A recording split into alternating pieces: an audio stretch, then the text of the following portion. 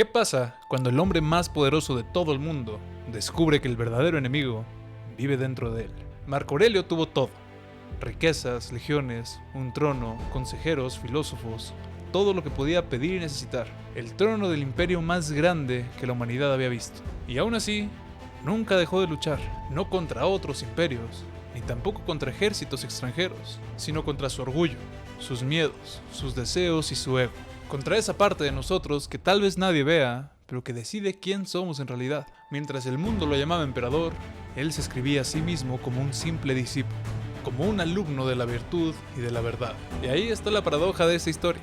Marco Aurelio lo tuvo todo, y sin embargo, pasó su vida tratando de dominar lo único que ninguna corona le podía dar el control: su alma. Este no es un video de un gobernante, es un video de un hombre que entendió que el poder no revela quién eres, te pone a prueba. Quédate hasta el final, porque si Marco Aurelio pudo encontrar paz bajo el peso de un imperio completo, quizás tú también la puedas encontrar. Damas y caballeros, bienvenidos a Rugido.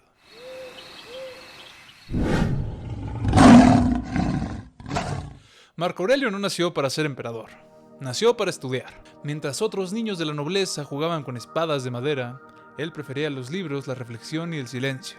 No soñaba con gobernar al mundo, soñaba con comprenderlo. Pero Roma es un lugar donde el destino tenía su propio lenguaje. Y ese lenguaje casi nunca preguntaba qué deseabas, solo te entregaba aquello que estabas obligado a cargar. Adoptado por Antonio Pío, fue educado por filósofos, siendo moldeado para la disciplina y la virtud. Marco Aurelio fue empujado lentamente hacia un trono que nunca pidió. Y lo aceptó, no por orgullo, sino por un sentido de responsabilidad que lo atormentaría toda su vida. Sabía que un emperador era un hombre rodeado de aduladores y de traidores silenciosos, de decisiones que pesan más que el oro porque afectan a miles. Pero también sabía algo vital: gobernar a otros es inútil si no sabes gobernarte a ti mismo. Por eso, antes de ser emperador, Marco Aurelio decidió ser un discípulo, discípulo de la virtud y de la sabiduría, de la verdad que no depende de cuánto poder tengas, sino de tu carácter. Y esa es la paradoja que presenta su vida. Cuanto más poder obtenía, más luchaba contra sí mismo para seguirse viendo pequeño ante sus ojos, porque entendió que un hombre que se cree grande deja de serlo en el momento que lo piensa. Marco Aurelio soñaba con una vida tranquila, rodeada de pergaminos y de silencio, pero el destino lo puso en el corazón de la tormenta. Mientras gobernaba, Roma enfrentó pestes, traiciones y una de las guerras más difíciles de toda su historia: las invasiones en la frontera del Danubio. El emperador, el hombre más poderoso de todo el mundo, no dirigía la guerra desde un palacio, vivía con sus soldados, dormía en una tienda de campaña, caminaba por el barro y respiraba el mismo frío que ellos. Y en medio de todo ese caos, cuando cualquier otro hubiera buscado distracciones, Marco Aurelio hacía lo impensable: escribía. Se escribía a sí mismo, no para ser admirado ni para dejar un legado, sino para recordarse quién debía ser cuando el poder y el dolor intentaran derribarlo. Ahí nacieron sus famosas meditaciones, pensamientos que nacieron a la luz de una vela mientras el viento golpeaba su carpa y escuchaba a los soldados toser por la peste. No son las palabras de un emperador, son las palabras de un hombre que intentaba no perderse a sí mismo.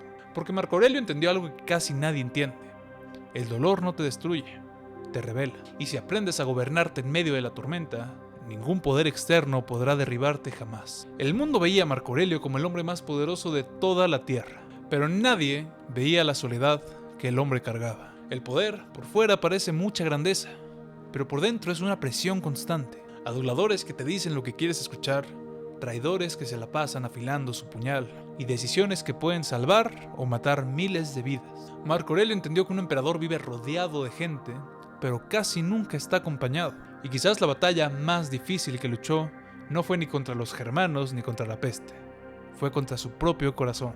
Porque mientras escribía sobre la virtud, la razón y la templanza, veía cómo su propio hijo, Cómodo, hacía todo lo contrario. Era un hombre ambicioso, cruel y sediento de una gloria vacía. El hombre que llevaba en su sangre el futuro de Roma era la negación de todos los valores que Marco Aurelio defendía. Y aún así el emperador no lo condenó públicamente. Lo amó, lo protegió y cargó en silencio el dolor de saber que algún día su hijo destruiría todo lo que él había intentado construir. Esa es la soledad del poder: mirar de frente tus límites y saber que no los vas a poder superar todos. Marco Aurelio tal vez gobernaba un imperio, pero nunca dejó de ser un padre que intentaba salvar un hijo que tal vez ya estaba completamente perdido. Y aún así, siguió adelante. porque la virtud verdadera no depende del resultado, sino del corazón que decide mantenerse firme aunque todo el mundo se derrumbe. Los últimos años de Marco Aurelio no fueron de gloria, fueron de desgaste. Su cuerpo, marcado por la guerra y la enfermedad, comenzó a fallar. La peste arrasaba Roma, los germanos derribaban las fronteras y la sombra de Cómodo crecía cada vez más. Pero incluso entonces, cuando la mayoría de hombres se hubieran aferrado a su poder, Marco Aurelio hizo lo contrario.